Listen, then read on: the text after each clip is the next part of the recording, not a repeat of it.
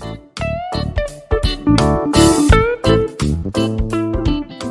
everyone, welcome back to my channel. Please subscribe to hear children's books read aloud. Colin, a Thomas and Friends story based on the TV series by Rev W. Awdry, illustrated by Robin, Davies and Jerry Smith. This is a story about Colin, a crane who works at the wharf. While everyone gets ready for a party, Colin looks set to spend the night alone. But with good friends to help, he may just get some cheer after all. It was a frosty afternoon on Sodor. Colin was hard at work at the wharf. Colin was a shiny green crane. He had a long arm that was really useful for carrying things. That evening, a party for the children of Sodor was being held in the Thin Controller's garden.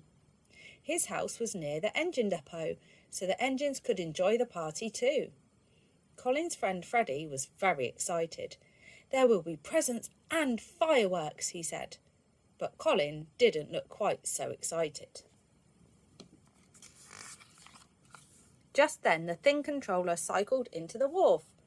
All of these crates must be unloaded before I leave for the party tonight, he told Colin. You can count on me, Colin replied. I must go now, said the Thin Controller. I'll be back later for Freddie to take me to the party. The Thin Controller rode away on his bicycle. It will be the best party ever, Freddie peeped. Colin still didn't look excited. He couldn't go to the party. He had to stay at the wharf. He didn't have wheels like the engines. I've never been to a party, Colin sighed. Freddie felt sorry for his friend. Then suddenly he had an idea. If I move the party to the wharf, Freddie thought, Colin can have his first surprise party. Freddie steamed out to the wharf to put his exciting plan into action. Freddie's first job was to find the Thin Controller. On his way, he pulled up by Peter, Sam and Rusty. Peter Sam was pulling a flatbed filled with crates. The crates had lots of colourful lights and presents on top. Rusty was pulling another flatbed. It was piled high with boxes of fireworks. We're taking the cargo to the Thin Controller's house, Rusty told Freddie, for the party. The party is now at the wharf, puffed Freddie. I'll take your flatbeds back there. Will you tell the other engines? Peter, Sam and Rusty were very surprised, but they agreed to help. By the time Freddie had chuffed back into the wharf with the flatbeds, the snow had settled on the ground. Please leave this cargo here until I come back, he told Colin. Colin was puzzled. Doesn't the Thin Controller need the cargo for his party? He thought. Later that afternoon, Thomas brought the Thin Controller back to the wharf. When he saw the presents, lights and fireworks, he was very cross.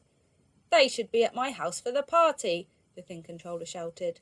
Colin, load them onto the barge. Colin didn't want to get Freddie into trouble, so he kept quiet. He carefully loaded all the cargo onto the barge. When he had finished, the barge set off down the canal towards the Thin Controller's house. Freddie steamed all over Sodor. He couldn't find the Thin Controller anywhere. Snow was falling heavily and it was getting late. He still hadn't asked if he could move the party. When Freddie finally spluttered back into the wharf, he was very tired. Colin was waiting for his friend. He told him all about the Thin Controller's visit. He asked me to send the party cargo down the canal, Colin said. So it's all done. Colin was very pleased, but Freddie wasn't pleased at all. The children would be arriving at the Thin Controller's house in half an hour. There was nothing for the party there, and there was nothing at the wharf. Freddie felt terrible. Which way did the barge go? He asked Colin. Colin pointed his long crane arm down the canal, and Freddie steamed off to find the barge. The Thin Controller was very cross when Freddie finally pulled up next to him.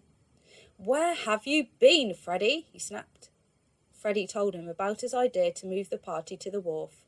I'm so sorry, sir, he sniffed. The thing controller was quiet for a few moments.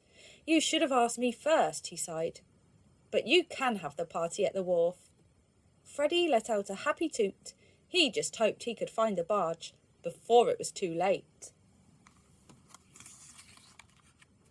By the time Freddie caught up with a barge carrying the party cargo, it was almost dark. "Stop!" he called to the bargeman. "Please turn the barge around and go back to Colin. The party is now at the wharf." The bargeman was very surprised, but he quickly stopped the barge. Then Freddie headed back to find Colin. It was time he told his friend what was going on. When Freddie pulled into the wharf, Colin had just finished his work for the day. "Have I got a story to tell you?" puffed Freddie. He began to tell Colin all about his party plans. Colin was surprised and delighted. "You moved the party for me?" he blushed. "Well, we'd better get to work." The friends quickly hatched a plan. Freddie steamed off to collect the children, while Colin waited for the barge to arrive with the cargo. He had some unloading to do. Colin moved the cargo in record time. When Freddie arrived with the children, everyone gasped. The wharf was filled with presents and lights. Many of the engines were there too. Then suddenly a loud bang echoed around the wharf. One after another, colourful fireworks shot up into the night sky. "Wow, thank you so much, Freddie," smiled Colin happily. "I will never forget my first party." The engines whistled and the children cheered. It was the best party ever. The end. Thank you for watching. Don't forget to like, subscribe and share. I'll see you again soon for another story. Cheerio.